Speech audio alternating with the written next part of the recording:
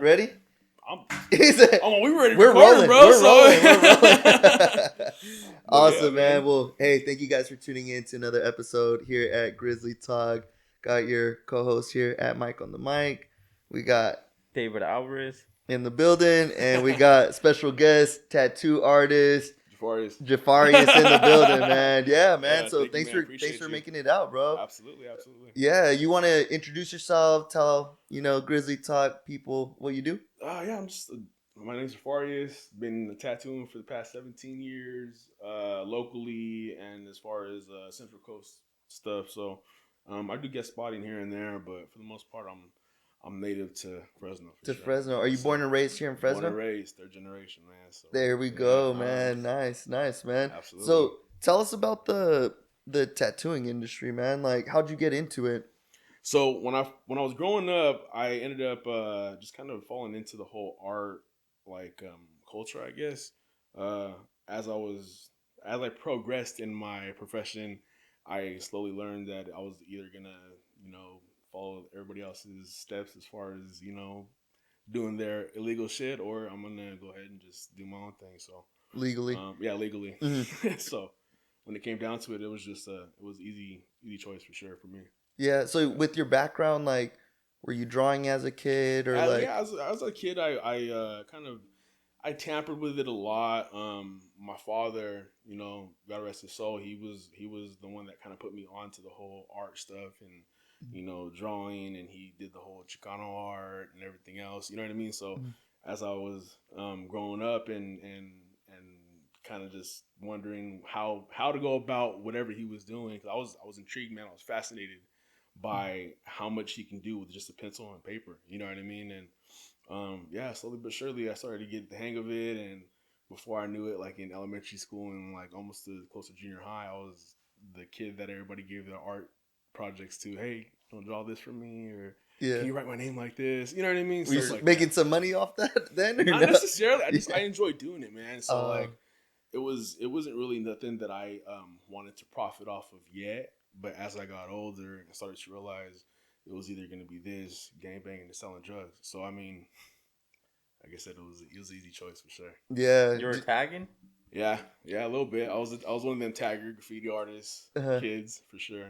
How was it like growing up around the gangs and everything in your city? Like, how'd you stay away from it? Like, I know. Well, I didn't stay away from it. Okay, so tell us that. So like, I mean, when it came down to the company, well, when it comes down in general, the company that you keep, you hold them to a certain degree. You hold their presence to a certain value. You know what I mean? Like, I'm not gonna lie, I have just as many straight A grad student, like doctors, friends that I do have gangbanger friends. You know what I mean? So when it comes down to just all in all respecting choices from other people as a person, you know what I mean?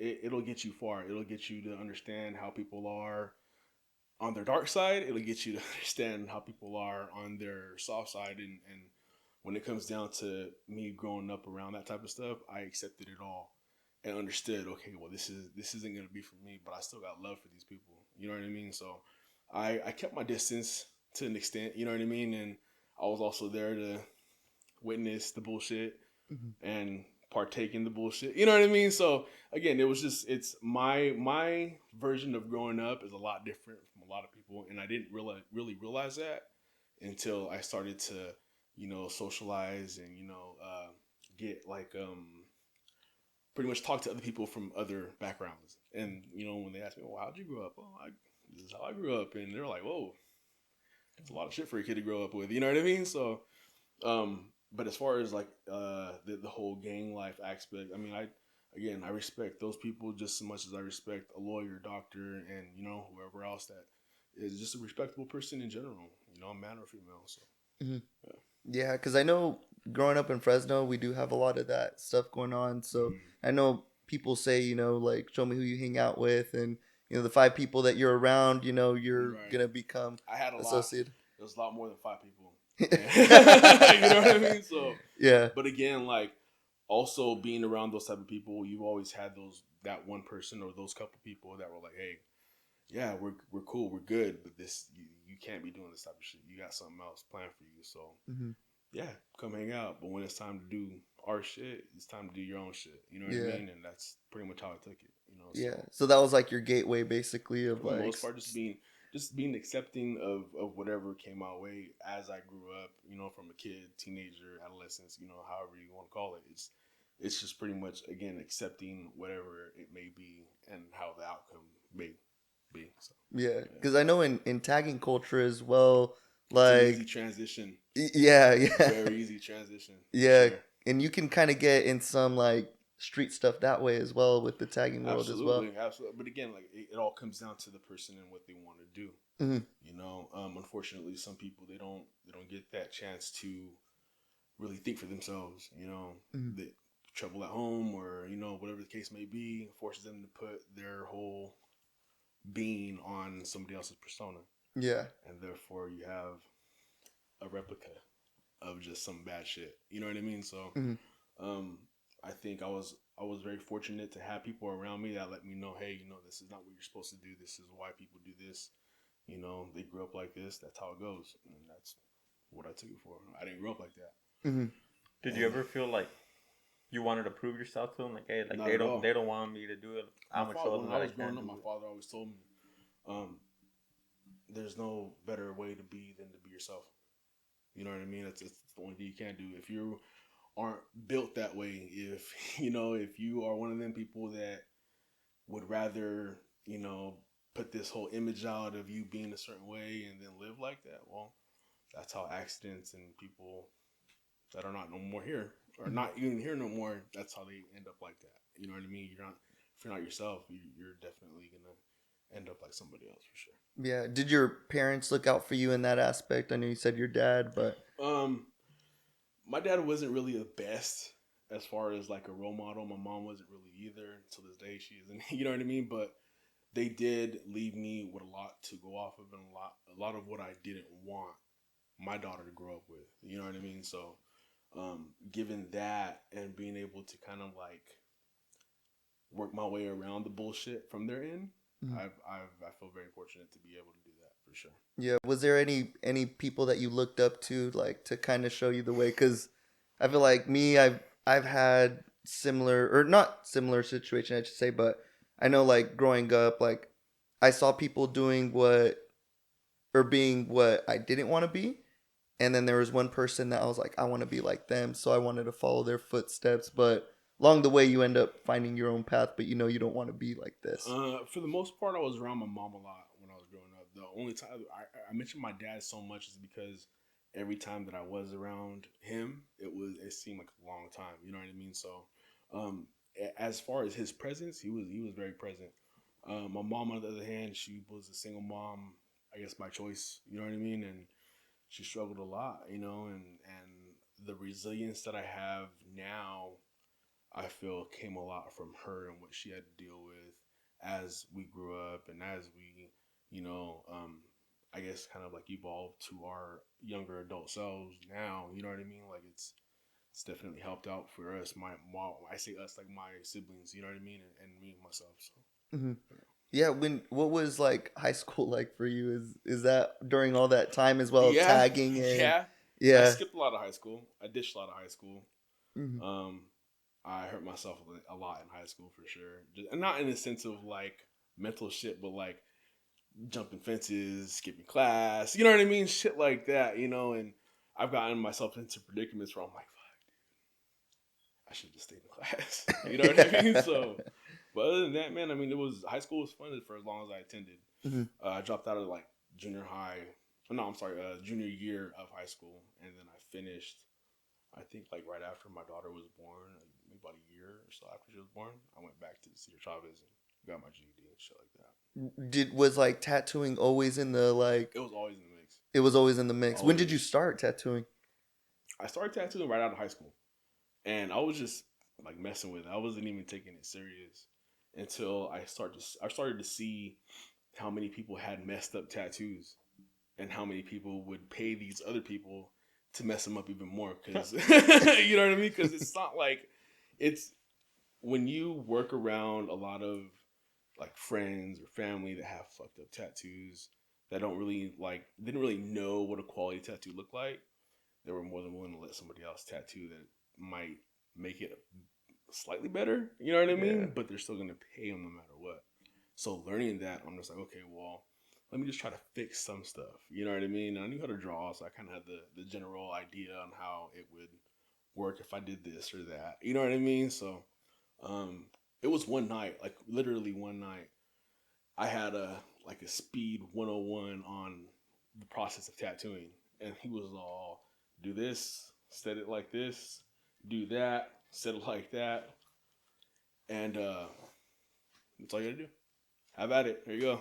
And then I was like, all right. Actually, it was the night that I got this guy. Oh man, you did it yourself? No. The dude that was doing it was telling me, this is what you do. Boom, boom, boom, boom, boom. That was it. And I was all right. And after that, it's all she wrote, man. I took that. I ran with it. I was working at Walmart for like 6 or 7 years. And the first week I started at my first shop, I cleared what I made every 2 weeks at Walmart. In one day. So I was all, I'm quitting tomorrow. You know what I mean? Like, I ain't doing this shit. So yeah, I went in, and it took me about a week to kind of get enough courage to do so. You know what I mean? Because this, like, being self-employed, a tattoo artist, self-employed, I guess like a quality tattoo artist that's self-employed. Even to this day, it's a ever going hustle. Like, there's not a day that I can take off without worrying, okay, how I'm gonna make up for this day. You know what I mean? So it's an everyday hustle, all day going. Like, there's nothing around it. But I say all that because when I took that leap, I was like, it's that leap of faith. Well, I didn't tell anybody. I didn't tell my mom. I didn't tell, my daughter's mom. I didn't tell nobody that I was gonna quit that day. And so when I showed up, they were like, what happened? Oh, I quit. And they were like, what? Like, hold on, what's going on here? And I'm like, I quit. I got a job at a tattoo shop. That's what I'm going to do. And they're like, okay. Okay. Yeah. Well, that's pretty crazy because, like, if you're able to do it one day, clear what you do in 2 weeks, then technically you only have to work 2 days. Well, here's the thing about that. So once you work those 2 days, guess what? You're like, okay, well, I'm going to work some more. Okay, well, now I have all this other shit that I paid for with all this other money that I made these 2 days. I'm going to work some more. You know what I mean? So slowly but surely you end up doing what you love for a living, but not really realizing how much time you're missing out from family, from your daughter growing up, from, you know what I mean? You really trying to I guess, witness your mid-20s or early 20s to mid-20s. You know what I mean? But for me, it was never nothing like that. I had my daughter, and I figured, well, it's got to start now. You know what I mean? Might as well just do it now. So I just got on the hustle, man, and I've been tattooing ever since. How old were you when you made that leap? I just turned 22. Oh, so not that far after high school. Mm-hmm. And what kind of role do you think your daughter played in, like, the motivation for everything? How old were you when she was born? I was 23 when she was born. 22. Honestly, man, I'll be 37 in September, so my memory's shot. You know what I mean? So, but yeah, she was little still. She was like 2 or 3, and her mom didn't really, put in anything. Like, her mom was kind of just like, whatever, you know what I mean, type of thing. And yeah, I was just like, all right, well, the sole provider is gonna be me, I guess. And I was at Walmart, working at Walmart, get off of work, I acquire clientele from Walmart, have them come to my house on each payday, have them come to my house, tattoo them, paid from them as well as Walmart at the same type of time. So, like, I was just hustling, man. Like, the whole fucking time I was at Walmart, I had like hella clientele that was at just my normal employees that, you know what I mean, that I worked with. Mm-hmm. They're my normal clientele. So it kind of worked out, you know what I mean? You're double dipping. Yeah, absolutely. 100%. I had to. But even till this day, man, I'll go to the Walmart that I used to work at, and there's like ladies that knew about what I was doing and shit, and they'd still, you tattoo. You know what I mean? I'm like, yeah, I do. I did. Mm-hmm. I still am. You know what I mean? And they're like, man, it's awesome. Yeah. So how tough was it to actually do it full time? It wasn't tough. I had a lot of help as far as childcare and you know what I mean, being able to the flexibility in my schedule. I had a lot of. So my mom, she really helped me out with as far as like when my kid was smaller, she was there. Okay, you don't worry about it. I'll take her here. I'll take her there. So I really thank her for that era of my daughter's upbringing because as far as I know, you know what I mean. Like she had a very very good upbringing just due to me working. You know what I mean? A little bit better of an upbringing than I did. So like today, I was telling you earlier, you know what I mean? I was doing the whole dad shit. Yeah. $500 out. Here you go. Softball. You know what I mean? Like I wouldn't have it any other way besides that way. And that was another reason why I kind of wanted to step away from the whole ownership of the shop stuff. You know what I mean? Because then I started to feel like I'm always at work. What's Like, what's the business side of it? So like you have to pay if you don't own your own shop, you have to pay rent if you are at a shop, or how does that all work? So if you own your own shop, obviously you have an overhead. You know, you pay your rent, you pay your Wi-Fi because you're gonna need Wi-Fi. You pay your PG&E, obviously you need PG&E. You know what I mean? If you're at a different, I guess establishment, they either run you off of percentage or they run you off of booth rental, and that's kind of how it goes for tattoo artists in general, for the most part. Yeah. Is it which side would you say would be on the better end? Like, I've been doing this for 17 years, man, and I've been a partner once. I've been an owner once. I'd rather be an artist. You know what I mean? There's a lot more headache, right? Not really a headache, man, but you start to. I found myself starting to lose the want to tattoo because you have so much shit you have to worry about. Not really pressure, but so much shit. Other shit. You can't really put your focus back onto art and make it what you want. You have to kind of just, all right, sit down 3 hours. All right, you're done. You know what I mean? See you later. I go to pay a bill now. You know, so it's when I started seeing myself do that, I started seeing some of my work kind of lack a little bit, and that kind of scared me because I worked so hard to get to where I'm at now from where I was. I didn't want to lose that, and I know a lot of artists fall down a really really dark hole when it comes to that type of pressure, that type of issue. You know what I mean? So I was like, no. Yeah. Not me.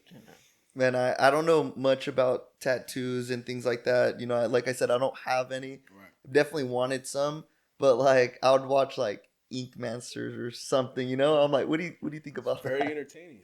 Yeah, It's very entertaining. Well, because they say it's like they go and tattoo, but it's like, how do you know like what the tattoo is gonna look like after it's healed? Because like I saw some like it would look nice like when they do it, but then once it's healed, it's like what the hell happened? A lot of it's trial and error.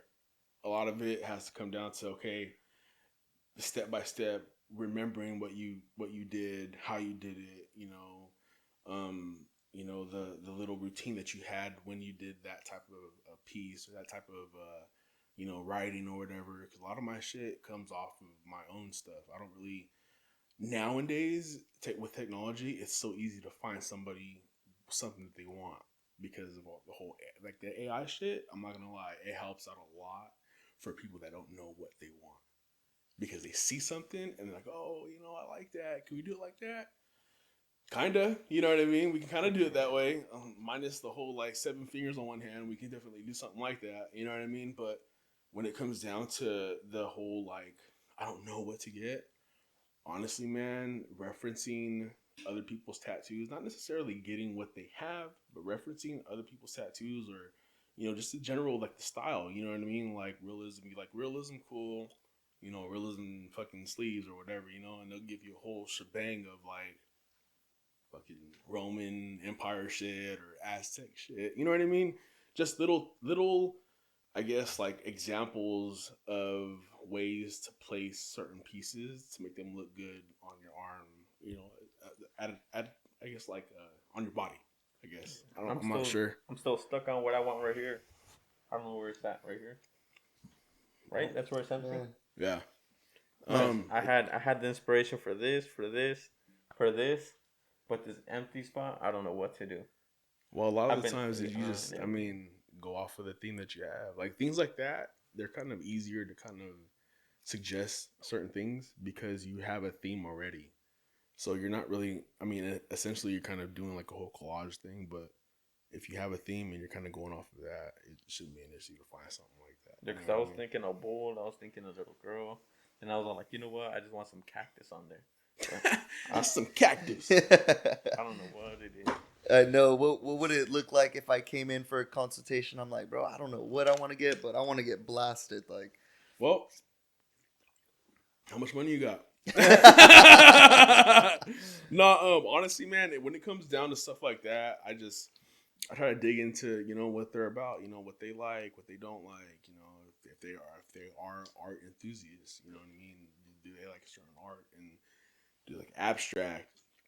Do you want to do a memorial piece? Do you want to do a portrait? You like portrait? You like realism? You know what I mean? Stuff like that. I kind of just tend to pick their brain a little bit, you know what I mean, before I actually like involve myself in the whole, well, what do you want to do? You know what I mean? So yeah. I'm like, get a big old piece of my dog right here or something. Yeah, man. I actually did a dog portrait recently for a buddy of mine, and man, I'm a big, like, before, I'd say about like 6 or 7 years ago, I would never see myself with a dog. I'm like, nah, hell no, filthy. Not even a cat. Nope. I have a 120-pound full-bred German Shepherd at my house now, so and I love that dude, man. So like when it comes down to like animal portraits and just portraits in general, I like to take the time and make sure that they're on point, they're on par for the collector, because if I don't, I feel like I've failed them in their route to healing. You know what I mean? Their route to closure. So like that right there specifically, I kind of make sure I sit them down. I talk to them about, why would they want to get the picture, and, what picture reminds you best of them. You know what I mean? Stuff like that. So yeah, definitely. I take pride in that type of stuff, man, because it's hard to find closure about anything without having the counterpart to why you need closure in the first place. You know what I mean? So I've had to deal with that a lot throughout the whole process of me being here, livelihood, and, raising my kid, and, the whole art stuff. Like, I've had to deal with that in all aspects of my life. So, yeah, it's tough, man. But I mean, that's where I come in, and I'm like, nah, I got you. Let me help you. You know what I mean? Yeah. I'd imagine. Yeah, because I'm like, my dog. I don't know if you saw him when he might have been put away, but he was in the room. He was in the room, but he's a boxer. Oh, okay. And yeah, dude, that guy's been with me through some of the toughest times, and I'm like, man, dude, can't even imagine for him to, It's tough, man, because like the one that I just did for my buddy, it was just out of nowhere. Took him in for like a checkup, and they were like, yeah, he needs to have a procedure done. Okay, let's do the procedure, and just didn't wake up from the anesthesia. So it was like, for him, he was just like, he was devastated. He was like, I don't know what to do. And I was like, well, if you need anything, man, let me know. And then a couple days later, he was like, I think I found the picture. And I'm like, all right, cool. And I've even done like, nobody's getting a free portrait. But I've even done it to where like I've offered people that have lost somebody, or that have, a hard time of healing from what they've been through, pieces like that. You know what I mean? Closure pieces is what I call them. And sometimes, like, call it the universe, call it God, call it whatever you want. But sometimes I get to the point where I'm like, nah, man, I think they need this. And so I'll reach out, hey, come in this day. I got 4 hours. Let me bless you with something. You know what I mean? And more often than not, it helps out a lot. So, Have you need a blast Mikey right here? Easy on one side and me on the other. Me on the hard side. Corazones. Yeah. Have you got like any stories of people that like are like so grateful, or like almost like testimonies? Absolutely. There's been times like those are some of the best times. I'd be like at my house and just laying there, and I'll have a rough ass day. And I'm gonna have the shop. Like I'll have a rough ass day, and be laying there, my dog next to me or whatever. I'm watching TV, and I'll get a text. And I'm like, hey, and it's a whole paragraph of just like, I want to let you know you did a great job. I love the way you have things set up. The shop this, and I appreciate you. And like that right there alone is worth any value of type of currency for sure. Mm-hmm. You have any crazy stories on tattoos? Bunch. Can you give us one of the crazier ones? Which ones are you curious about? Honestly, I want to hear a few. Like, I mean, I like people freaking out in the shop. Absolutely, I've had like I can count how many people I've had pass out on me, and I'd say at this moment I've had somebody pass out on me recently when I moved, and they're at like 15 right now. I've had like 15 people, including my little brother. Why do they pass out? They're just like shock or so like, well, this is something new that I've learned too from a buddy of mine. Apparently, if you lay somebody down because of their blood and their like whole system being like flattened, or I guess like level or equal, whatever, throughout the whole process, your blood doesn't have an issue with gravity. So if you're sitting down like this and your brain starts to shut down because you're getting ready to pass out, it's only because the oxygen from your brain is low. If you're laid out, your blood has nowhere to stop. It just keeps going and going and going, so you don't pass out. If that makes any sense. I couldn't remember exactly how he explained it, but I'm not a fucking scientist. Tattoo for a living. You know what I mean? So biology, yeah. Yeah, but for the most part, like that's pretty much how it happens, or like if they haven't ate, or if they're like malnourished or whatever, if they are on like blood thinners, if a lot of bleeding. Everything kind of comes into play with why a person would pass out, or if they're holding their breath subconsciously. If you're getting tattooed and you're in pain, usually a person in pain, you're gonna hold your breath. You know what I mean? You don't know you're holding your breath. So every time I'm tattooing you, every stroke, every blend or shade or fucking, you know what I mean? Everything, you're going to hold your breath, and before you know it, you're hyperventilating, and then you pass out. Pass out. Yeah. And what do you do when they pass out? You like hold the first time that it happened? The first time it happened. Some bolillo and a Coke? In a Coke, yeah. So the first time it happened, I think I was at somebody's house. Like, I was tattooing this dude, and like we're all drinking and shit, and I was doing the cross on his back.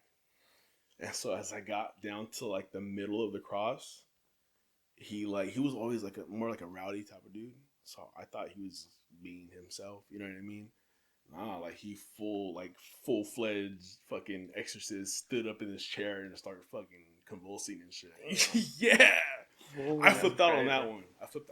And you were doing a cross, so I was all, okay, what happens now? You know what I mean? And so he sat back down, and a buddy of his was like, hold him up. And I was all, I didn't know, you know what I mean? I wasn't flipping out. I've seen people get knocked out. I've seen people get stabbed, shot, you know what I mean? So I was like, okay, I'm holding him up. And then before you know it, he comes back, and he's like, well, what happened? Why are you on me? And I'm all, I don't know. I don't know why. You were having a full-on exorcism? Right, dude. And so, like, after that, I kind of figured out what happened.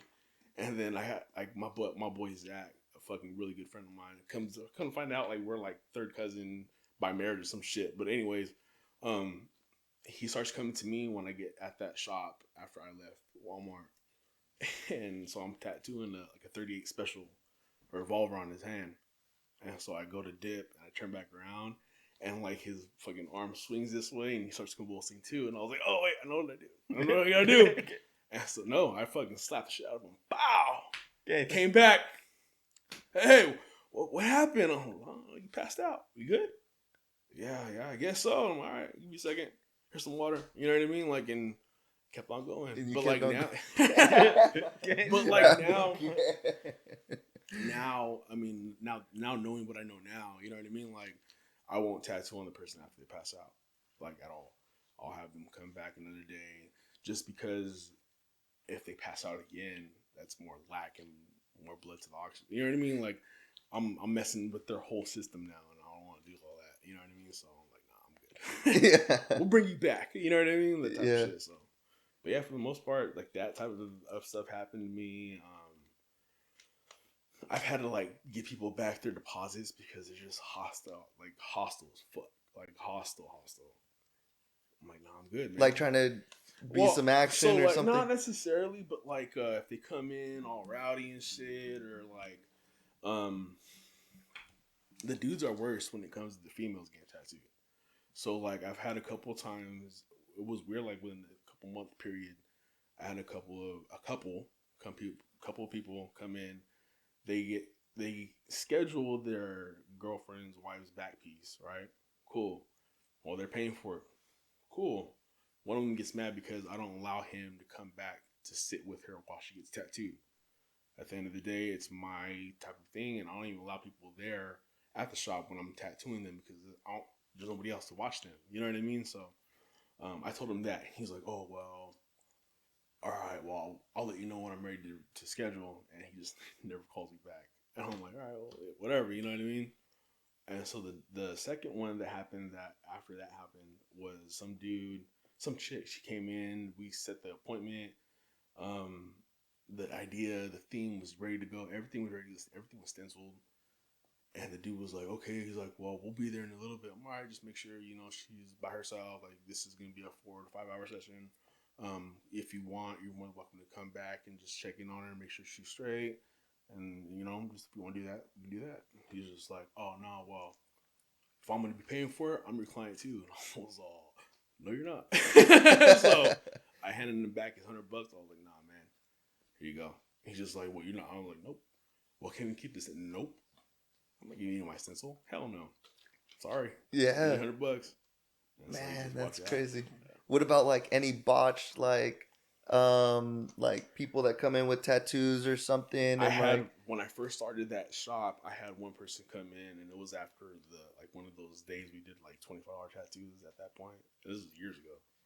She came back in a week later, and her whole shit was like chopped up, like hamburger meat, red, raw, like nasty. And I was like, what'd you do to it? She was like, well, I didn't have any ointment. So I started licking it. And I was like, wait, what? And she's like, yeah, I didn't have any ointment or lotion, so I've been licking it for the past fucking 4 days. What the hell's wrong with you? Do you realize? I was like, look, man, I ain't touching that shit. You gotta go to the hospital like now. Like, I ain't touching none of that shit. Yeah. Or people that have come in like, can you fix my tattoo? And it's just like trash. Yeah. I mean, now the way I go about that, I'll let them know, like, no, I'm not gonna fix that. Because I'm gonna charge you way more than what you're actually willing to fix to try to make it work. Because there's some tattoos that aren't worth shit to fix. Flames, tribal, shit like that. Like, why fix it? There's nothing to fix. You're gonna just black it out, redo it again, and then it's gonna just heal up like shit again, which is why people don't get tribal anymore. You know what I mean? So there's certain things where I'm like, nah, I'll just turn it away. I'm good. You know what I mean? Yeah, that sort of thing. Yeah. What about tattooing over scars? I actually have a session coming up on the 18th. I have to cover this woman's abdomen, and the only reason why she wants to do it is because of how many scars she has on her abdomen.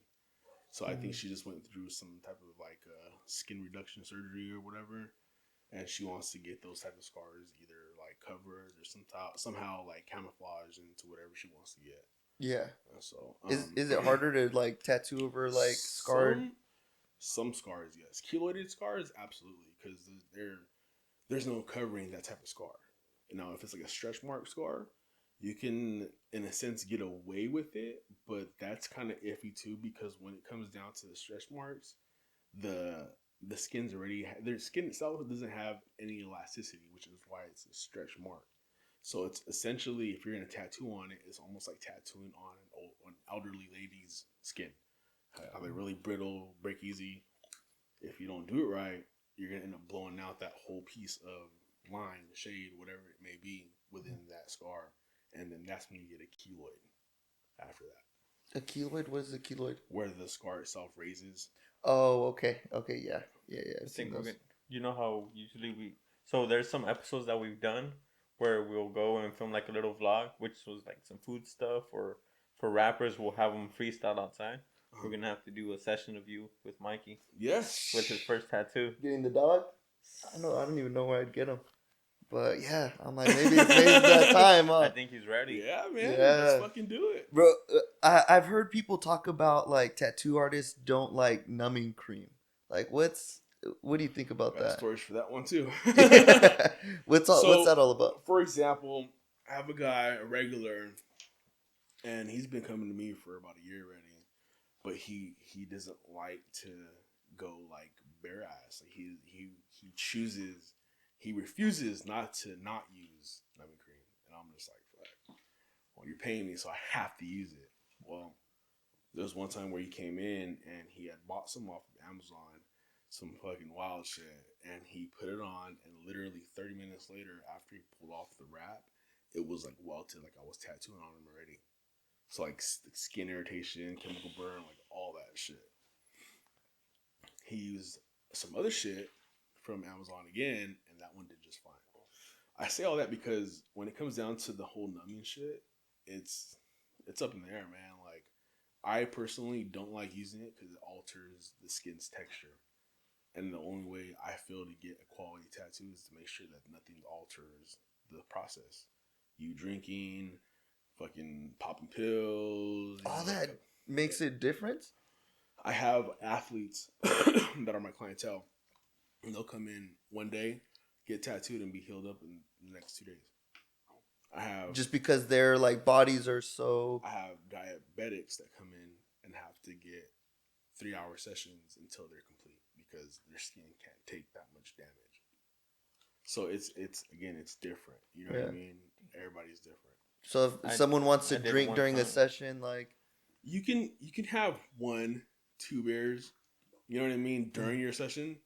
I wouldn't advise getting drunk or faded, you know what I mean? Because once that happens, I got to deal with you moving. I got to deal with you wanting to throw up, your body not reacting the way it should because you're drunk.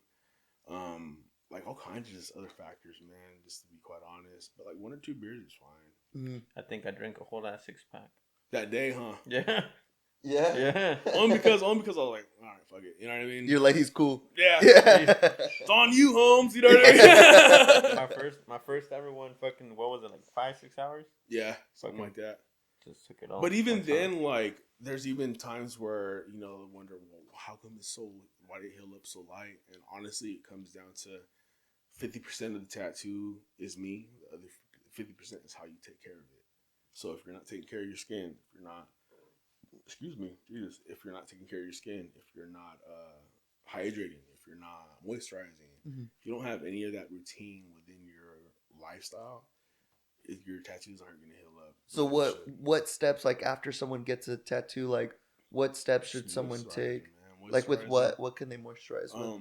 I've always referred to coconut oil because it's a little more on the natural side. I have a client that's going through we're kind of like trial and error testing what method works best for her, because every time she's come in, she's either like has irritation in that area because she's changed her soap.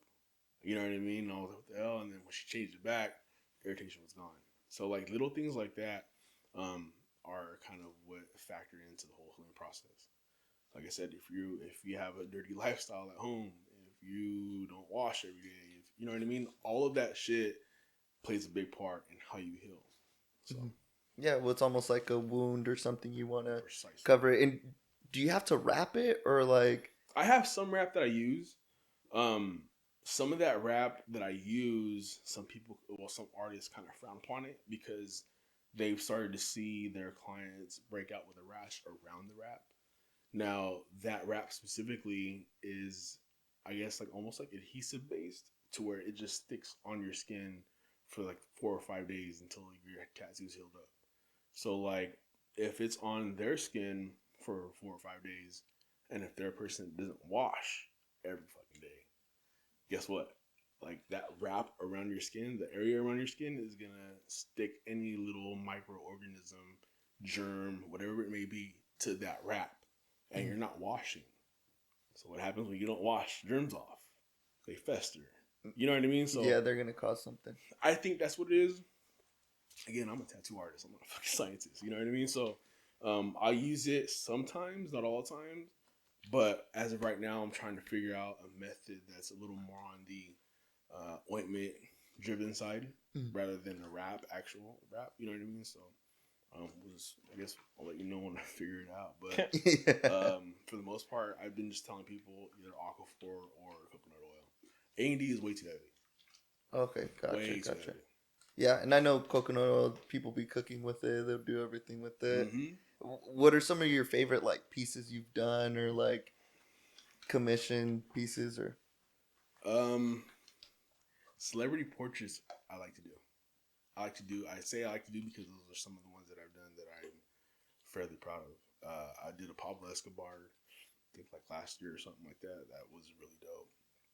I did a Biggie. I think I did a couple of Tupacs. Did an Eminem, an ODB. You know what I mean? Like a couple of Selenas. Like those type of pieces I like to do because they're practice for me for portraits. You know what I mean? So any chance that I can get to practice realism is what I like to do for sure. Okay, So, gotcha. What's the longest session you've done? 12 hours. Man, 12 hours, yeah. You know, Crazy. yeah. No, I get my sleep. I get good breakfast in real quick. I make sure I got my medication. You know what I mean? And I just go at it. That day, the only reason why she sat through a 12-hour session is because she had to be in Lemoore. No, she had to be in Texas the day after, and so she's I think she's stationed in Japan right now. But yeah, she wanted to do it that day. She had no other time. She needed to get it done before she goes to Japan. And right after Texas, she went to Japan. And so I was like, well, I mean, if you want to do it, let's do it. But I'm like, right now, It's that OT. we're going to be there all day. And she's like, okay. She came with fucking slippers and shit. She's like, all right, I'm ready. I'm ready to go. And we sat there the whole like 12 hours tattooing. She saw it was about 6 hours left. What did she get? Geisha. There was a geisha on her back. Mm. One side was the geisha, the other side was the start of the background, like the scenic stuff, to the geisha. So, oh shoot, yeah, bro. it was quite the session. Quite the session, I'd imagine. That's crazy. Bro. Yeah, that is crazy, man. Yeah, I guess people don't really realize like everything that goes into it. It's a process, man. It's definitely a process. Not a lot of people respect the process. Some people think it's just ink and needle, and no way, man. Like that's the type of job position where you know how people say, you know, like leave your home life at home, leave that shit at home, because if you don't, you can't be fully involved into the session, and therefore you don't have full focus. Now instead of your tattoo being 110%, it's 60. 60. How is that work-life balance? Now it's a lot more easier for me to balance it because I'm not at work all day. You know what I mean? Mm-hmm. Like today, I think it was a couple days ago. Me and my kid, I picked her up from school and went and fucking ate Menchie's, and people watched. You know what I mean? Like that type of thing is what kind of balances me on my end and preps me for, okay, this is what you got to do. This is how you need to do it. Get it done. So therefore, you don't have to worry about other shit. And then come Tuesday, we go to a fucking farmer's market. You know what I mean? Like that's where I've found my balance to hold, is just understanding that life's way too short, man. Like absolutely, life's way too short. So you gotta enjoy it. Kids, yeah. If you got kids, you got family, soak it up. Yeah, sure. Yeah. Keep that balance. Absolutely. I know, like, you think that not every artist can transition into tattooing, because I have a buddy. He's a good artist, and one day I think he got like a tattoo gun, and he just started tattooing himself and doing things. And I'm like, he showed me this one, and it almost looks like that Mexican Aztec like calendar. You know how it's circle and it has like the the clock. The sun. I don't know if it's a clock, but like it almost looks like a sun. The calendar. Yeah, I think that's what it is. But I was looking at. He was showing me it. He did it like a Medusa too. He even started playing with some color. But I saw that one that was like the Aztec calendar or whatever, and I'm like, well, like I said, I don't know much about tattoos, but I was like, bro, your lines look pretty good. Like, I don't know how. And honestly, like I said, some people can. Some people have the ability to be like, you know what, I'm gonna pick up a machine and I'm just gonna start and see what happens. I know people that, not kids, but I know people that have been tattooing for 2-3 years, and they're fucking, in my opinion, they're like surpassing me, and I'm just like yeah, good job. You know what I mean? Because That's one thing I'm not is a fucking hater. Mm. I'm not a gatekeeper. I don't think I'm the best. I don't think that nobody else can do a better job than I can. Like I don't. And there's countless artists locally that think that way, and big ups to them because they're really fucking good. But at the end of the day, I feel that everybody, as an individual, as a person, my clients, without my clients, I'm not in business. So I respect a person before I respect what they have to offer. You know what I mean? So therefore, if they're a very disrespectful person, I didn't put too much into you. You know what I mean? Cool. I know to stay away from you. You know what I mean? But I have fucking clientele that I share with other artists, and they're like, man, he's fucking awesome, but he's a fucking dick, and I don't like that. I would rather come and get some quality work still, and not have to deal about somebody's fucking ego. You know what I mean? Like, because nobody wants to deal with the ego. Like, the fuck? Exactly. We all got our own. You know what I mean? Like, yeah. Nah, man. So I think a lot of what I do and what I have to offer is a little more authenticated than pride and ego. Because like I said, man, I'm not one of the people to be like, oh yeah, well, I'm not gonna tell you, that's free game. Like, nah, man, you want to learn? I'm gonna teach you. I'm better at showing you than to actually explain to you. This is what you have to do. You know what I mean? So, but yeah, I'm always for more artists to take the necessary steps into tattooing than scratching, calling it fucking minimal tattooing. You know what I mean? Like, fuck no. What about you? Like any like tattoo artists here local? Mm-hmm. Yeah, Mm-hmm. I know one that like I've seen a lot of his work. I follow him. Think he has really good work. His name's Jeremy, the Jeremy Looney. I think he Oh, goes okay, by. yeah, I used to work with him. Oh no way. Yeah, Yeah, he has some dope Jeremy. stuff that he does, man. Yeah. He has some stuff that's pretty good. I've seen like his Marvel stuff or like kind of that sort of stuff. Like A lot of quality work has many faces. Quality work can be portrayed as something awesome and extravagant just by putting light to it and darkening the room and then sharpening up the edges. And when you present it to social media as a picture, everybody thinks, oh, that's fucking awesome. Somebody looks at it in real life and they're like, wait, it doesn't match. It's the same person, it doesn't match. It's you as an artist, you have to understand that before you tattoo something, you have to understand how it's gonna look after. If you sit there and be like, oh, it's gonna look so good right now, but you don't have a slightest clue as what it's gonna look afterwards, you just fuck that person's leg up.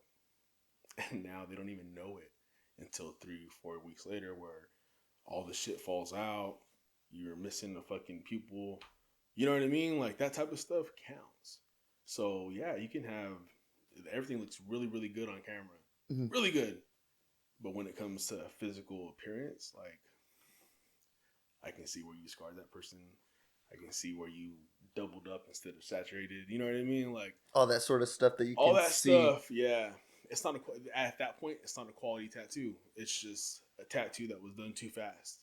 Not enough time put into it. You know what I mean? And I'm guilty. I'm guilty of that because that's the only way I knew how to recognize it. You know what I mean? Like, no, slow the fuck down.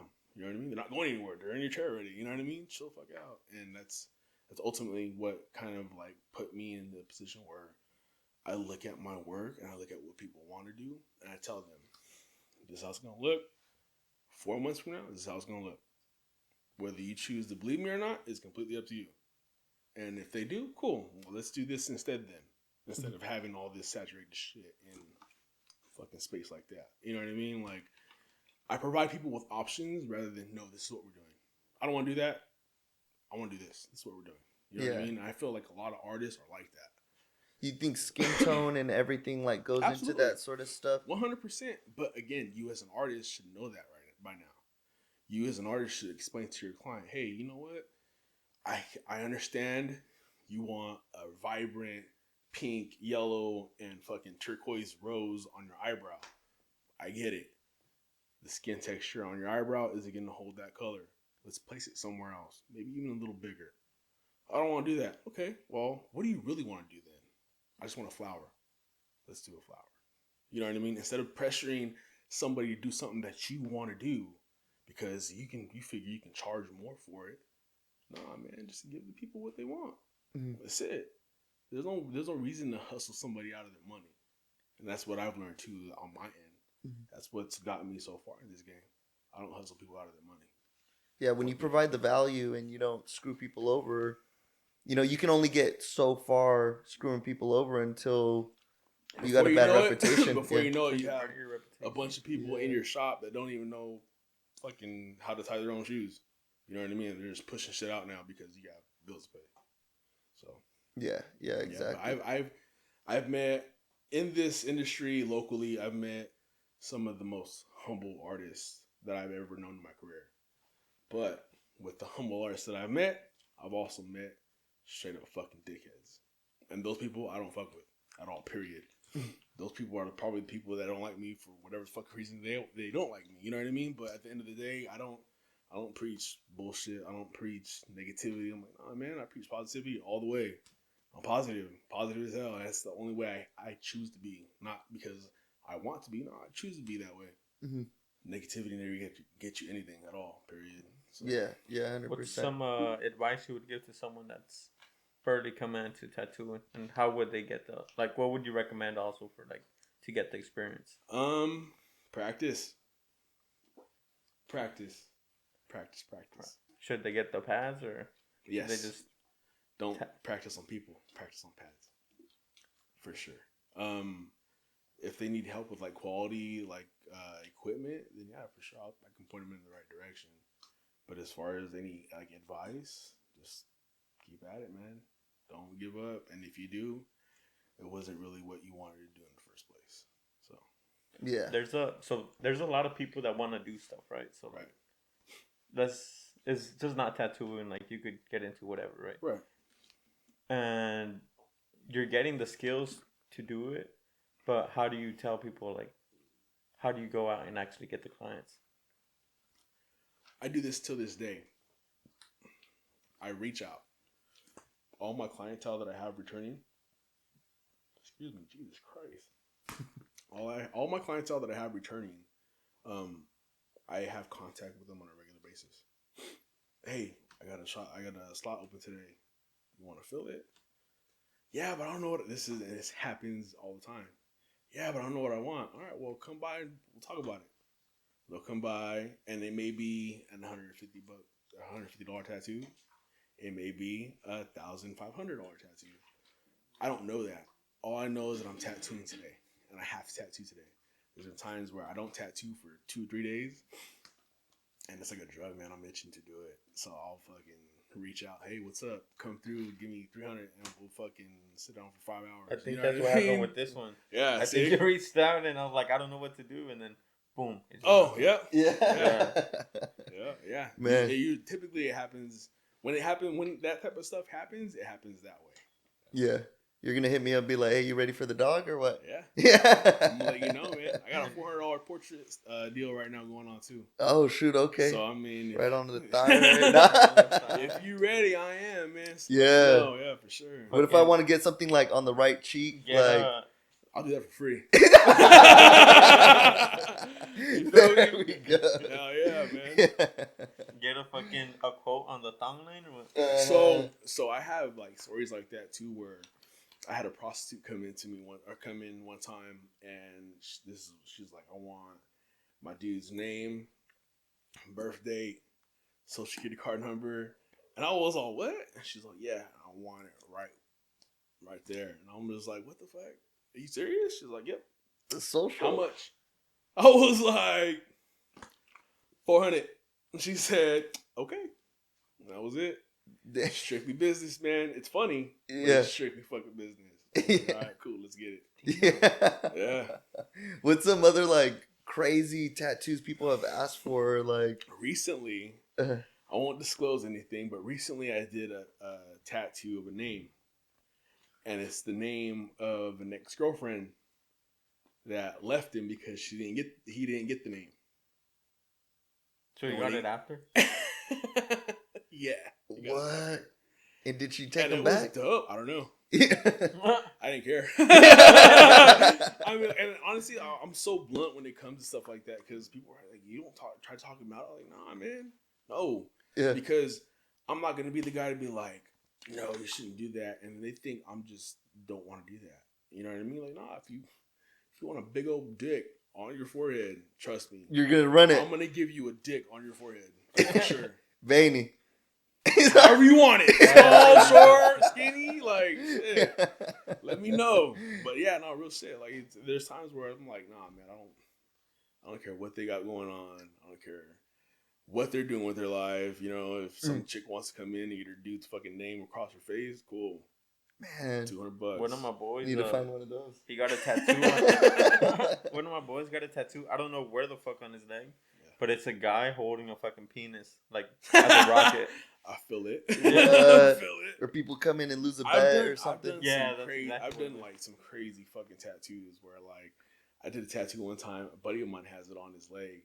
It's a nun, you know, just jamming out with the upside down cross. You know what I mean? I was all, you sure you want that? He just all, okay. Say less. It's fucking crazy, but ready? Yeah, you want to stand? Yep. What's that? The little switch. What we do is basically when I come in, I just have questions ready. And then they take care of like practically all the important stuff like the actual podcast. So I am kind of nervous. I hope y'all can fucking chop out that fucking stutter stuff. Oh yeah. Cool. Now we're ready to get political now. Political, huh? Nah, I'm not political. I'm down. I'm not a political person either, but I love the subject. You're third generation of Fresnian. Yes, Fresnian. Oh, go for it. You could. Oh, okay. When I come in, I typically like ask more so I like the real sort of stuff. So I'm like all over the place. Like I just ask quick questions, just to make it interesting and to make the conversation different. Okay.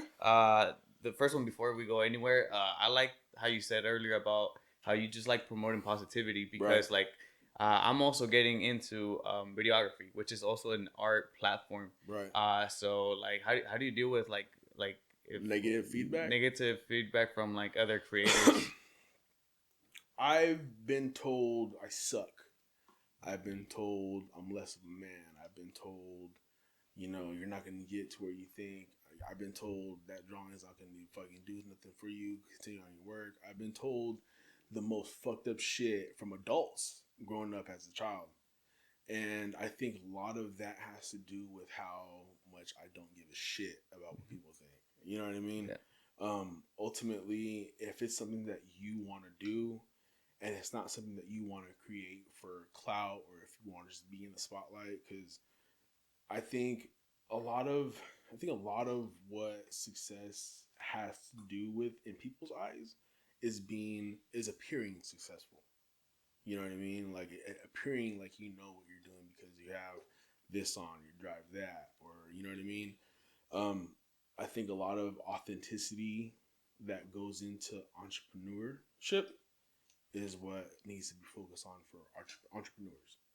Be the best version of what you think you can be within your craft, for sure. Very, very good. Yeah. You know what's crazy? We don't have the mic on them. Which one? For the reels? For that. Yeah, for the reels. It's fine. We can just cut it. We'll cut it. We'll cut everything. Cool. As an artist, are you like? Do you have a niche, or do you just go based upon like what people ask for? What do you mean? Like, is there like a specific like thing that you like do the best, or is it like you just kind of whatever people want? You just. I feel like I've gotten to a point in my career where I can pick and choose what I want to do, and oddly enough, what I like to do is to make sure everything that I do, as far as work, tattoos, or just interacting with clientele, is top tier from my end. So like a lot of what I explain, a lot of how I break down stuff to the clientele, I've noticed a lot of artists don't do that. And that's what I like about what I have to offer for other people. Something that I can give you. And let's just say you do go to another artist and they don't give that to you, okay, well, I'm valued over here, not here. You know what I mean? Yeah. So that's kind of what I like to do. For sure. What would you say is like the type of tattoos you do more? Is it like realism? Like I do more realism and portraits, black and gray type of stuff. I do a lot of that more than anything else. And then besides tattooing, like I do a lot of gun shit. Like I am a massive gun collector. I saw you were at the gun range. Yeah, I have a membership. I have membership and all that shit. We should go shooting. Yeah, dude. We do that quite often. Oh no way. Yeah. I go off of in Aubrey. Okay, that's Mikey's favorite spot. Oh yeah, nice man. Hell yeah. I used to go to the range a lot, but oh yeah. That was before COVID. After COVID, I love that place, man. Good people, good vibes. Their staff is fucking awesome. Shout out to Fresno Pistol and Rifle Range for sure, because them people, they know what they're doing as far as the community, as far as just treating people the way they should be treated. You know what I mean? Within the gun community. They're awesome at that. And they're consistent too. Like every time I've been there, it's always been the same. Absolutely. It's always constant for sure. They never let down. That's for damn sure. Yeah. Bro, top rookie mistakes from beginning tattoo artist. I've misspelled a couple of words. Regards? Like we were talking about that the other day or earlier. Yeah. I've and not in a sense of like, okay, the first name that I misspelled, that was not really my fault. It was the client's fault because I replicated what they wrote. But I was I should have fucking caught that. You know what I mean? But I didn't because the client was so fucking adamant. Yes, this is exactly how you spell it. His dad's name was Michael.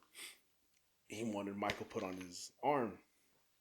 Michael was put on his arm, but Michael was spelled HC instead of CH. What? Right? Like, yeah. So it essentially spelled Michelle or some shit. I can't remember, but it was probably the AE because people always people always confuse that. Yeah, AE. it's the AE. Then it was like fucking. I think like 2 or 3 years into it. But I didn't know. I was have them write that shit out because if it does get to that point, like they're gonna be like, oh no, you wrote that shit. You know what I mean? Yeah. So. Until this day, I still I keep all my stencils for sure. I have a big ass box at the shop just full of just random stencils and shit. So yeah. So the next one is what tattoos do people regret the most, man? Names. Yeah, easy. Names. I've had to cover a couple. I slapped the cover one, but on myself, I've covered a couple of names already. From an artist, don't get a name. About anybody, not even your kids. Sometimes your kids aren't even your kids. Oh yeah. you know what's crazy about that? I seen a stat that said that if you go get a DNA test, there's a very likely chance that that's not your kid. I mean, for a guy, if you go get like a DNA test on your kid, it's like your chick. I think it's like 40 to 60%. No shit. Yeah, it's that high. Thankfully, my kid looks just like me, but just a girl version. So I'm all good. I hope my kid looks like me. I think she does. You had another kid, huh? No. Oh, okay. No, I just had the one. I wish I had 12, but I only have 5. Damn! I'm trying to be busy. I'm trying to be like my grandpa. After that, you can make your own podcast. Exactly. You know how many my grandpa had? He had 18. 18? My grandmother on my dad's side had 7, and each of her kids had like 4 apiece. So I grew up with like fucking 20 cousins. Yeah. On my dad's side, I think there's like 18 or something like that. Holy shit. My grandpa's he's Texan. Okay. He moved to Mexico, and then he grew up there. And then, since he was a citizen, he found out, fucking just came back and forth. Every time we'd come back to Mexico, he'd make a new kid, meet the last kid, and then go back. Just every year. I think he might even have more than that over here and shit, but... Did you hear about that dude? Was wild. Did you remember that dude, that doctor, that was fucking artificial inseminating all of his clients with his own shit? God damn. Yeah, I think I heard it. Yeah, he had like a whole fucking patient base of just all of his own offspring. Kids. That's fucking crazy. He's trying to make a country. Dirty homes, dirty. But yeah, man. Yeah. Mikey, you took most of my questions. Mikey's trying to get a tattoo. Yeah. That's why he was asking all those questions. I think he's ready after this. How long have you been doing this? We've been only about 5 months. How do you guys like it? we like it. Yeah. We like meeting new people, and like That's what you typically, was telling me. typically everybody has like a pretty great story, and it's just always good to meet new people, right? No, and absolutely. actually have real conversations, not like not just like you know when you go through everyday basis, you don't get to actually sit down and talk with people anymore because you're just so busy. Absolutely, no, I 100% agree. I actually had an idea for a podcast. It's called Tattoo Talk, but honestly, like everybody's like, "Yeah, let's do it," and I'm like, I don't know if I should do it because half the time people are like, "Oh, I don't want to do it anymore." You know what I mean? So I'm like, I'll watch. I'll watch and listen. Would you say like most people in the tattoo community are pretty cool? Like, yeah. So like I said before, man, I met a lot of good people in the tattoo community. I can sit here and name names all day if I wanted to. But again, I can say the same about the other people that I met that weren't worth shit. So, but for the most part, man, everybody's really artsy, I guess. You know, we all have our own little thing that's kind of unique about our own art, you know what I mean? And once you find, like, the shop that I'm part of now, shout out Line of Shade Tattoo, my boy Cameron, Emily, and Fel, like, you know, like, there's only 4 of us, but we all come from different background, and we all do different shit. And to be able to have that type of camaraderie throughout other like-minded people, and it all have to do with the same stuff, that's a perfect fucking recipe for growth. You know what I mean? As far as an individual, an artist, just influence all the way around. You know what I mean? So, there are good people within the community itself for sure. But again, it all comes down to it being equal on the other side too. so besides a lot of people showing love to your work, what does success mean to a tattoo artist? Success is what I'm doing now. Success is being able to take the time out of your day to go shop for your daughter and make sure she stays in school and she's doing well. Success to me means I get to, you know, if I have a cancellation today, I get to go home, pack up all my shit, head to the range. You know what I mean? Success is being able to have the peace of mind and knowing you're headed down the right path and you're on cruise control. There's no rush. There's no, you know, I got to get there before this person does. Nah, man. Once you're able to understand that this is no competition. The only competition you have is yourself. Life becomes a lot easier in all aspects. Life becomes somewhat simple. You know what I mean? I'm able to go home and not have a fucking dollar to my name to spend and be happy.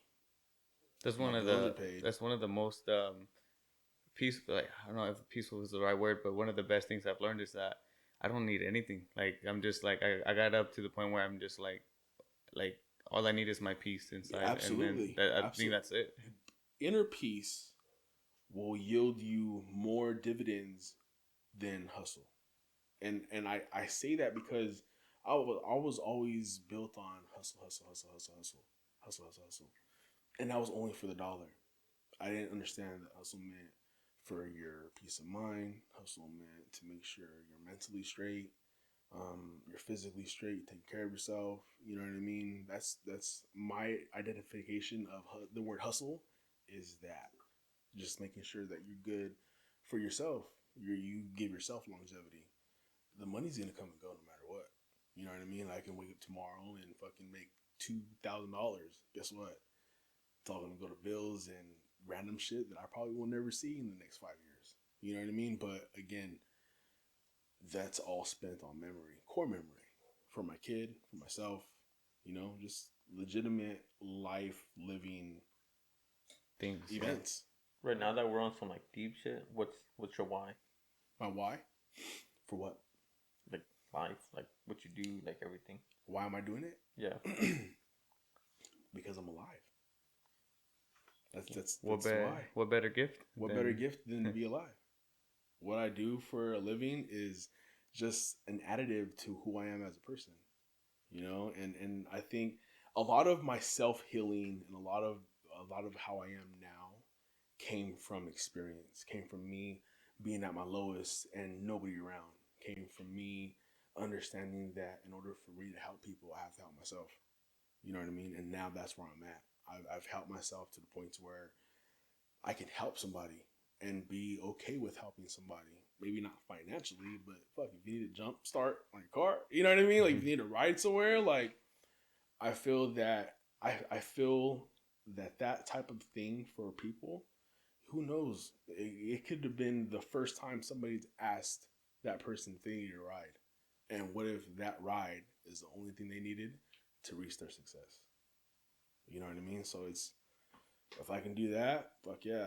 And if I can't help you financially, well, get a job. I don't know. You know what I mean? So, help them with the job application. Right. So I mean, honestly, man, like, it all comes down to how you perceive things. You know what I mean? And on that subject, before I forget, you mentioned having a lot of respect for like gangs and stuff like that. Mm-hmm. And I'm just very curious, like, because what do I mean by that? Yeah, because people associate obviously gangs with like association with violent crimes, drug use. Absolutely. But you also have, violent crimes from judges.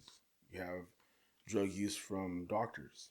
You have pedophilia from teachers. You have all the crimes. The word crime isn't only committed by individuals in urban neighborhoods. The word crime is committed by cops. The word crime is committed by your neighbor. Any person in their right mind is given the choices. Now, what they do with those choices is completely up to them. I say I have respect for people that are in gangs, not saying it specifically, but more on lines of growing up with gang affiliation. I've been around good-hearted men, real men that will lay their lives down for what they believe in, and they've been locked up for 15 years, 25 years. I've seen kids follow something into believing that that's what you're supposed to do when you turn 18 or 25. I have a friend locked up for life. So it comes down to the choices people make. And I have a few older friends that didn't drop out or none of that type of political shit. They still are active and they'll still tell you straight to your face if you disrespect them. You know what I mean? That's on you, but I say all that because as men, I see the person they are. As a woman, I see the person she is, not the background that she has or the background that he has. You know what I mean? A good person is a good person no matter what kind of color, no matter what kind of background they come from. If they're willing to pull you aside and be like, no, this ain't for you. But we can still hang out, but this ain't for you.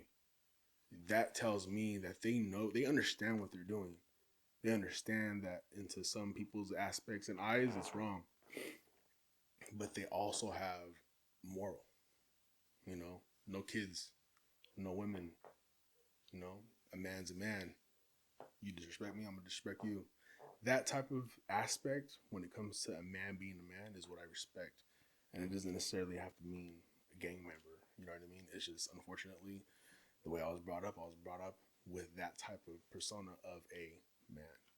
You know what I mean? So yeah, but you do understand what I mean, though, by like saying like most organized,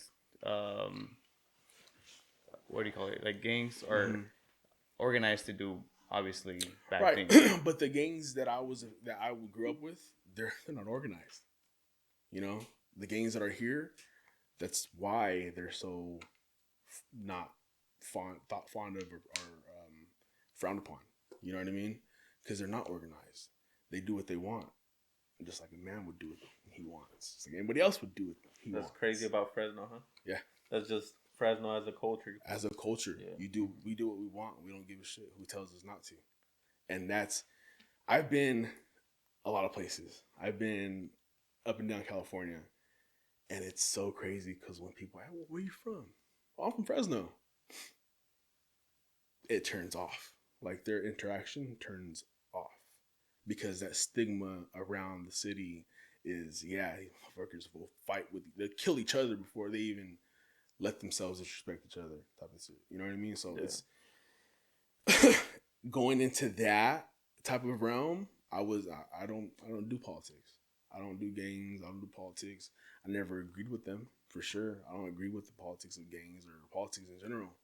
But I can understand why you would go that route if it were to somebody ask me, hey, well, why do you respect that? I don't respect that. I respect them because that's their choice. Yeah, that's what they want to do. And if they're a good person and they fucking hail Satan, you know what I mean? Like, fuck it. If that makes you a good person, cool. I might not live that way, but cool, man. Yeah. You feel like that sort of culture is it's expanding, or is it kind of retracting? I think that culture, or that, I guess, like that type of area, because I like, now that I see, like when I used to be in high school, it was crazy, man. Like, oh yeah, when I was in high school, it was like riots between Mexicans and blacks and some other shit. Yeah, like all that shit yeah. I grew up seeing. But absolutely, now it seems like when I go to school, schools around, like, man, it's just a bunch of good kids, man. Yeah, well, luckily, I went to Hoover and I went to Fresno High and shit, and my daughter goes to she's on Clovis North, or that area, and I asked her all the time, like, hey, well, how did school go? Oh, it was good. And like, it's crazy because I don't see no fights. I don't see no. At Clovis North? Yeah. See a bunch of people in pajamas now. A bunch of people in pajamas, kids that don't know how to drive, that are driving Porsches and fucking Range Rovers and shit. So that's why I was asking, because it's like, I feel like, yeah, dude, crazy. I'm like, what the hell? You're 15 years old, bro. What's going on here? Yeah, man, it's definitely a different atmosphere for my daughter, and that's like, I've recently had to sit my daughter down and explain to her, like, you didn't grow up like that. Like, I see where you're going. I see why you're going that way. You didn't grow up like that. Don't be that way. And I had to have that talk. Be yourself. Be the best version of yourself. She goes right here to the one by your house, or right here? Off of Willow and International. Is that right here? Okay.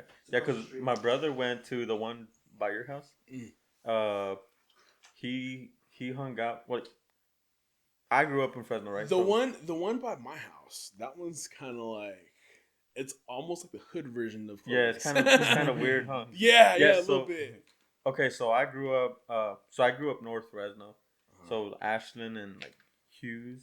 Okay. And then I moved down the street to Ashland and Fruit. So I was at Wilson, Wawona, Fresno High, right? Mm-hmm. And where I grew up at, it's way different to where my brother grew up at, right? Where I was at, there's no gang controls it, but all the gangs are there, right? Yeah. And where my brother grew up at, he grew up in Clovis practically since he was like 8 years old or whatever, right? Always in Clovis. But out of everyone, he's the one hanging out with like he's thinking that he's part of, like, yeah, exactly. Like, so I asked my daughter a couple of times, like, if there's anything like that at her school. She said yes, that there's some kids that think they're, doing what they think they're doing, you know what I mean? And she's like, but they're like, they cry. I've seen a couple of them cry. I've seen a couple of them get in trouble and get mad, and their mom comes and gets them and yells at them. Like, she's like, I've seen all these kids thinking they're tough and they're not. I'm like, well, that's what happens when you don't see anybody else doing it. So if you do it, everybody's gonna believe you. You're just trying to. I went to Fresno be what it is about the movie. Exactly. We've seen some crazy shit there. Oh, they have kids it's like 7:30 in the morning doing bumps in the restroom. Or, yep. Like, there's some dudes, like, if you. That was me at lunch. I thank God that my daughter isn't the age. Well, she's the age that I started fucking off a little bit. You know what I mean? But I thank God she's not in the atmosphere of what allowed me to fuck off. You know what I mean? Mm-hmm. Like, my mom was all fucked up on whoever dude that she was with at the time, and she just put all of her energy into that. Just made sure that, we were fed. We had the essentials. She wasn't a mom. She just more a caretaker. You know what I mean? Mm-hmm. So, but yeah, man, like, all of that type of shit, it's very easy for kids nowadays to fall through to it because of social media, because of, the music. Bro, I had to go through my kids' like playlists because of the shit that she was listening to, and I was all, what fuck? Like, All when that I was a stuff. kid, I was listening to Eminem and shit, like, fucking, all that stuff, but I didn't want to do it. You know what I mean? Like, what the fuck? Like, I knew it was wrong to do that. You know what I mean? But with this type of shit, You're like, listening to When I'm Gone. In the shower. cleaning my closet. No, yeah, like a lot of the music that they listen to nowadays, man, it preaches like that drill shit. All that drill shit's crazy. The Bro, Chicago, I'm like, New York what shit. the fuck? Like, you got kids talking like this, and the kids actually going out and doing this type of And shit. the drill stuff is crazy because they're actually doing it and then rapping about it. Not like the old like Ice Cube shit. Maybe this or maybe that. Yeah. Yeah. But let's talk about something more like recent. Like, what do you think about like the protests and stuff? Protests. There's ways to do it, and that's my honest opinion. My grandfather is from Yuma. My dad's from Yuma. My grandfather on my mom's side was a salesman for here. You know what I mean? So, they were both very hardworking people, and their parents were immigrated here. You know what I mean? And they did what they had to do to make sure that they were here legally, and you know what I mean? Just all the process of paperwork. And unfortunately, the process of paperwork nowadays is a little more time consuming. It's a little more stressful. There's a little more requirement to have that done properly. You know what I mean? And unfortunately, with some people that are here illegally, you know, this is one of the things that, I mean, that kind of comes up if you don't get your stuff taken care of in a timely fashion. You know what I mean? So as far as the protest, man, I think the protest can be done in more of a civil manner. I think, again, a lot of what social media portrays are all the bad shit rather than the good shit that it's doing. Yeah. No, I know for sure there's some people out there, at least the organizers maybe. Yeah. They want like the good stuff to happen. Right, and we're seeing all the right. negative.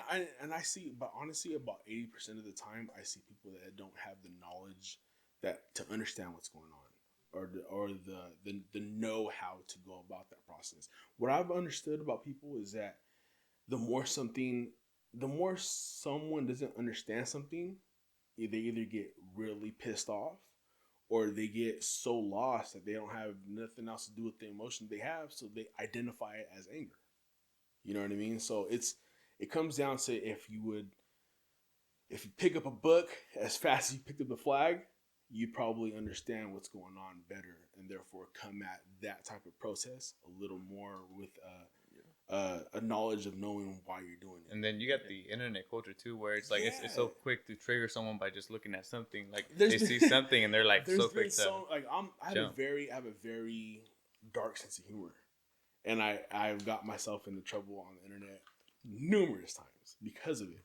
You know what I mean? But ultimately, that's kind of what I had to grow out of too. Was like, no, man, like no matter if the person identifies as a fucking unicorn, they're still a person. You know what I mean? Like, just don't talk to that unicorn. You know what I mean? Like, I'm huge on choice, man. I don't like nobody telling me what to do. So don't tell me, hey, I'm not a unicorn. You know what I mean? Yeah. Like, no, and I get it. I get it. But that's like me to be like, I'm a bodybuilder, and you better address me as a bodybuilder. And I fucking lift 500 pounds easy. You better address. You better understand. You better believe me. I live 250. Right. Yeah. So it's just honestly, like I said, man. When it comes to the whole process, the whole protest thing, there's a process to it, a right process to it. I've seen people like, and I'm like I said, I'm pro Second Amendment. You know what I mean? Like I'm hella conservative. When it comes down to somebody walking up on your car, I'm not seeing somebody, a group of people walk up to your car, start yelling at you, and they're only yelling at you because everybody else is yelling at you, and the only reason everybody else is yelling at you is because they don't understand what's going on. I'm gonna be afraid for my life. You know what I mean?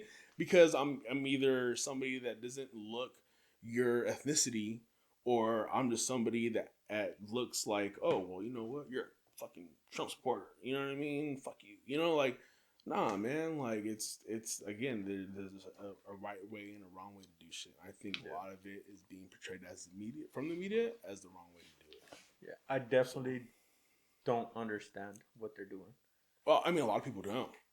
To this day, I don't speak on it because I don't understand half of it. That's why I've been quiet, because I don't understand but the only part that I do understand is immigration. You know what I mean? Like, there's a process you have to go through in order for you to become legally here. I understand that. I also understand that not every immigrant is a sex offender. Not every immigrant is a rapist or a drug dealer. Not every immigrant deserves to be treated as such. You know what I mean? I also understand that. So again, it all comes down to the proper way to do things, and I think the media has a lot to do with the wrong way things are being done now. Yeah. My short opinion on all of that is, like, our countries are home, and you're just not gonna let anybody in your home. And I was born in Mexico, saying that. Right. Like, and not only that, but I mean, like, I seen somebody online, I'm not like, illegal. burning, I'm not illegal. burning the U.S. flag, right? Okay, as a sign, that is a sign of disrespect. How do you disrespect something you don't understand? You know what I mean? Yeah. And it goes vice versa. If an American were to go to Mexico with all the fucking bullshit they got going on and burn their flag in front of their embassy or in front of a cartel member, whatever the fuck it killed. Guess what? Nobody knows about it either. You know what I mean? So it's like it goes hand in hand, man. Like it comes down to mutual respect and understanding, not, oh my god, fuck everybody, let's riot. It's gonna do something. No, it ain't gonna do shit, but either get you locked up, dead, or deported. Yeah. You know what I mean? Simple. I don't understand why they're doing it. I do have my opinion on it. I don't believe it should be happening because. Oh yeah, I think that like 95% of the people don't think it should be happening. Yeah. I personally don't agree with how it's happening, but at the same time, it's happening. And this is going to be very interesting leading up to, is it the next podcast? I don't know. Have we? Luis Chavez. Oh, okay. So we're going to have one of the organizers that was part of those events. Yeah. I really want to talk to him because I want to understand it all. But I just saw a reel yesterday that back in 2006, they had the same protest about illegal immigrants protesting that they want to stay, right? Because that's what I'm assuming that it is. Well, essentially, yeah. That's what I'm thinking too as well. Okay. That's exactly what I think it is, right? I don't understand it. I don't know if it is because of the stuff that's going on. Right. But back then, everyone was holding up U.S. flags. Mm-hmm. And they were saying, we are, like, the U.S., like, we're here working, we're here, like they're being peaceful, showing that they want to be part of the U.S. So, and what they're asking for is an easier way to citizenship. So now, I don't get it. I think a lot of what's going on right now is being placed strategically because of President Trump's re-election. And I say that because when President Trump was elected the first time, everybody went fucking nuts. Oh, he's a racist and he does everything. The whole stigma has been plotted on racism. Everything. From the whole Trayvon Martin thing to, the deportation thing for immigrants. Like, all of that is based on racism. You know what I mean?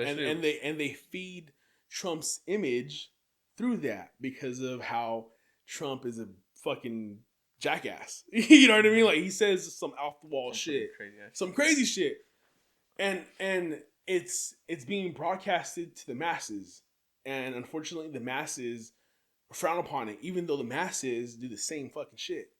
You see what I'm saying? Behind closed doors, fucking, in their fucking garage, like they do the same shit. There's nobody that's perfect in this world. Ever since he won, I already knew the media was gonna.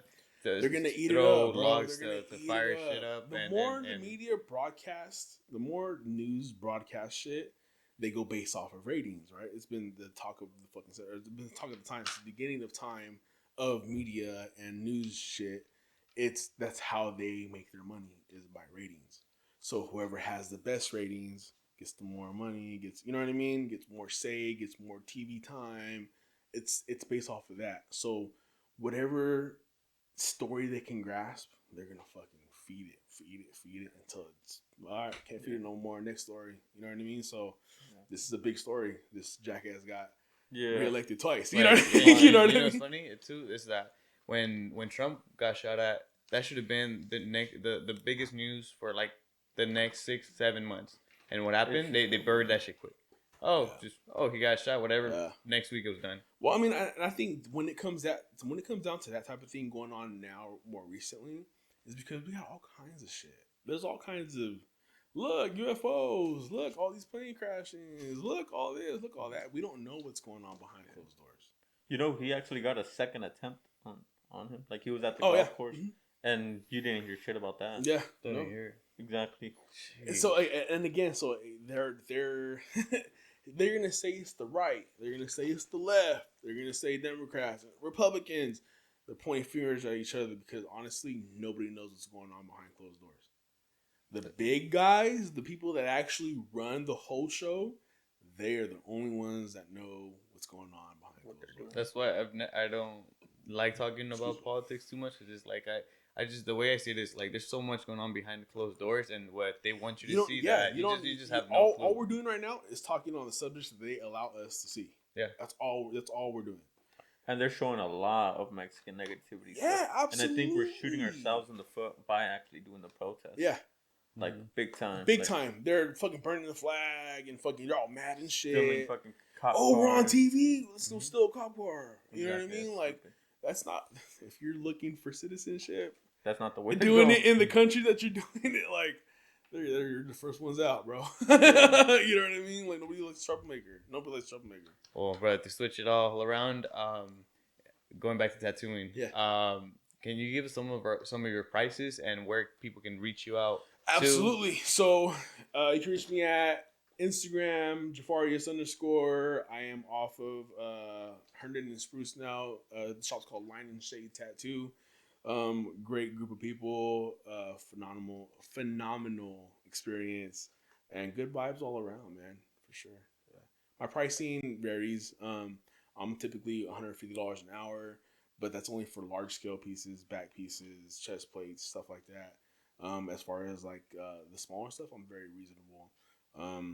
The smaller stuff, probably like 3, 4, depending. I don't know, man. Honestly, my prices change all the time, especially with people. You know, like if I like you enough, shit, you probably can get a portrait for $300. But I mean, again, it all comes down to what it is. Get me. me. I'm that person. I'm that person. Any message you want to give to audience before we wrap it up? Nah, man. Honestly, just be yourself. Be the best version of yourself for yourself and your family, and live life and each day like it was your last, for sure. Yeah. Very good. Well, Jafari, thank you so much for coming Appreciate in, brother. you, man. Hey. Hell yeah. A very wise We'll man. see y'all soon. Yeah. I try to be.